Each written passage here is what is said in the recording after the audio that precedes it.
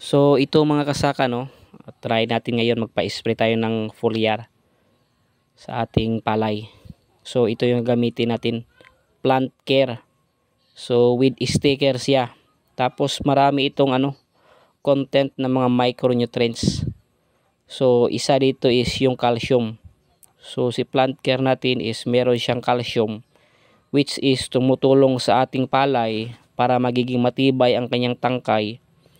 At the same time, magiging malakas ang panlaban niya, ang resistensya niya laban sa sakit at saka sa init ng araw.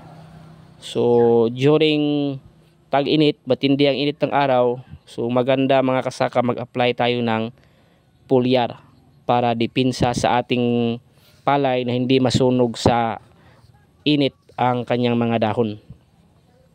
So ito, no, maaga pa tayo nagpa-spray para mas maganda yung magiging absorption ng dahon ng ating palay.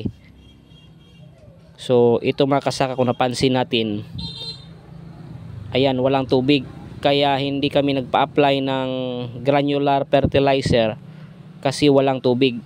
So itong palay na to is isang bisis lang na applyan ng granular fertilizer. So hindi na kami nag-apply ng pangalawa kasi nga walang tubig. So mas pinili na lang namin na ito yung gamitin namin, foliar na lang. So ayan, kung makita natin, meron ng mga mga yellowing yung tips ng dahon ng ating palay kasi nga matindi ang init ng araw. Kapag ganito kasing sitwasyon mga kasaka, pag nag-apply tayo ng granular fertilizer tapos walang tubig, hindi rin kasi magiging maganda ang epekto kasi hindi ma-absorb ng ating palay yung in-apply natin na fertilizer. So mag-evaporate lang siya. So kaya mas mabuti applyan na lang natin ng foliar. So ayan, oh. So ito na nga, ito na nga yung epekto ng foliar natin. Ayan. So kung mapansin natin mga kasaka, medyo maganda naman ang epekto niya kasi makita natin talagang golden grains yan, no. Naninilaw talaga ang mga butil. So talaga, medyo mabigat ang laman, ang timbang kasi nga mapapansin mo nakayuko talaga, no.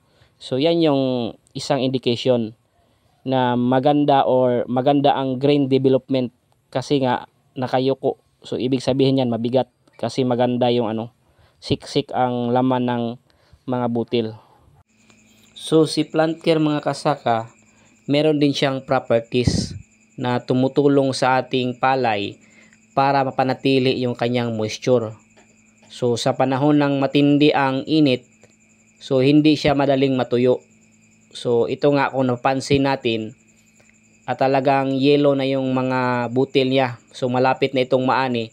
Pero kung napansin natin, marami pang dahon ang buhay. So isang indikasyon lang yan na mataas pa ang moisture. So yan yung isa sa mga epekto ng ating plant care. So mahalaga yan na sa panahon ng ating palay ang nagdadala ng bunga, mahalaga yan na buhay ang dahon. Kasi dyan siya nakadepende sa dahon. So magiging mabigat ang timbang ng mga butil kung buhay pa ang dahon kasi active pa siya, patuloy pa siyang nagpo-provide ng mga nutrients para magamit sa pag-develop ng kanyang mga bunga. So isa yan sa mga property na nandito sa ating plant care. So kaya nga makita natin, ayan, buhay pa ang mga dahon. So yung bunga niya, yung butil niya is halos hinog na lahat, malapit ng maani. So si plant care mga kasaka, is pwede rin gamitin para sa ating mga prutas, sa mga gulay at saka mga ornamentals. So compatible din ito, pwede natin ihalo sa mga insecticide at saka mga fungicide.